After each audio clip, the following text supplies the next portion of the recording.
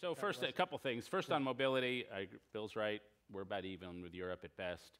Two, I still think we still have a lot of mobility. I think the evidence is basically that the level of mobility has been basically flat. And it may have gone down a little, but we still have a lot of mobility in this country. Third, it's changed. So it used to be in the 1950s, it really mattered your bloodlines. Did you go back to the Mayflower or not?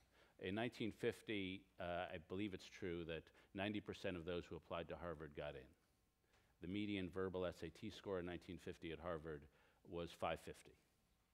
But if your father went in, you got in. And so that all changed over the next 20 years. And so even though the mobility rates may be flat, the nature of mobility has changed from the well-born to the well-educated.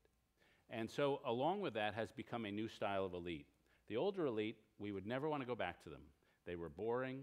They had bad taste in clothes. They were very narrow, and they were very undiverse. And most of us in this room could not be admitted. But they did have one thing. They did have a sense that I didn't earn this, and that therefore there was a greater sense of being a leader of a community, a greater sense of responsibility, and along with that, a greater character code.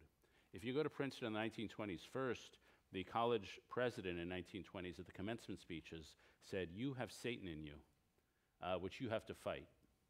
And he was telling rich boys at that time that they're sinful. And that was part of the code. Another part of the code, the freshman and the sophomore class would have snowball fights in the winter, back when we had winter. But they didn't,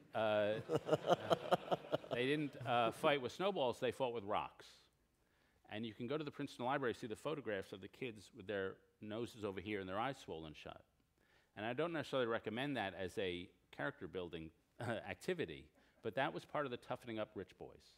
So they would be decent public servants, and we got a lot of great public servants out of that. Mm-hmm. We now have an elite which, in part because it's true, says, I earned this, I built this. And I would say there has been less of a sense of serving institutions. And to me, one of the great paradoxes of the age is we've made life fairer and more open and more diverse and much more interesting. But would we necessarily say the institutions of society are working better than they were 50 years ago? Would we say that Wall Street is working better? Would we say that government is working better? Would we say that the media is working better?